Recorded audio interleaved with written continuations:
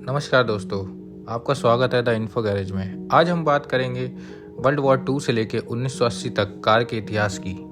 ये समय कारों के इतिहास में गोल्डन पीरियड माना जाता है।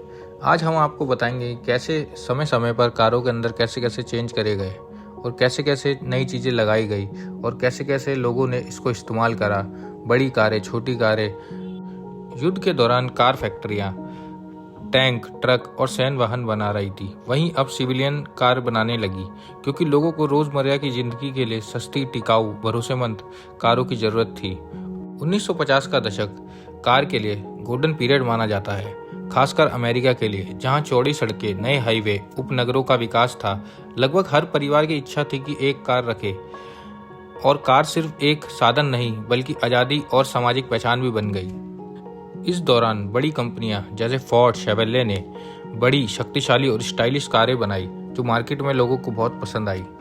जबकि दूसरी तरफ युद्ध से उभर रहे यूरोप में हालत अलग थी, जहां ईंधन महंगा था और सड़क की हालत समीप थी। इसलिए वे छोटी, सस्ती और कम पेट्रोल में चलने वाली कारों की मांग बढ़ी और यहीं से छोटी कारों का चलन शुरू हुआ। यहीं से मशहूर हुई फोक्सवैगन बीटल। ये कार सस्ती थी, कम पेट्रोल खाती थी और बेहद भरोसेमंद थी। बीटल ने साबित किया कि कार छोटी होकर भी शानदार हो सकती है। 1960 के दशक में कारों में ताकत और स्पीड का जोर बढ़ा, खासकर अमेरिका में, जहां मसल कार संस्कृति उभरी। मसल कार का जन्म हुआ, बड़ी बड़ी V8 इंजन्स की कारें बनी। कारें युवाओं की पहचान बन गई। रेसिंग कल्चर और कार मूवीज का दौर शुरू हुआ, लेकिन इसी समय सुरक्षा को लेकर भी सवाल उठे। तेज रफ्तार के साथ बढ़ते हादसों ने सुरक्षा पर भी ध्यान खींचा, जिसके कारण सीट बेल्ट, बेहतर ब्रेक और मजबूत बॉडी डिजाइन जैसी सेफ्टी फीचर धीरे धीरे कारों का हिस्सा बनने लगे। कारें अब सिर्फ तेज नहीं बल्कि सुरक्षित भी बनने लगी। 1970 का दशक कारों के इतिहास में एक बड़ा मोड़ लेकर आया, जब ऑयल क्राइसिस के कारण पेट्रोल अचानक महंगा हो गया और बड़ी, ज़्यादा इंजन खर्च करने वाली कारें परेशानी बन गई, जिससे दुनिया भर में फ्यूल एफिशिएंसी और छोटी कारों की मांग तेजी से बढ़ी।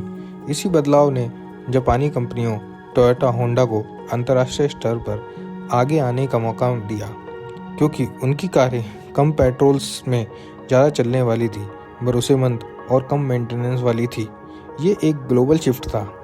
1980 तक आते आते कारें पहले से कहीं ज़्यादा सुरक्षित, किफ़ायती और आम आदमी की पहुंच में आ चुकी थी, और अब वह सिर्फ अमीरों की चीज़ नहीं बल्कि रोज़मर्रा की ज़िंदगी का अहम हिस्सा बन गई थी, जिससे आगे आने वाली आधुनिक इलेक्ट्रॉनिक और स्मार्ट कारों की नींव रखी। वर्ल्ड वॉर 2 से 1980 तक का समय कारों के इतिहास का सबसे निर्णायक दौर था।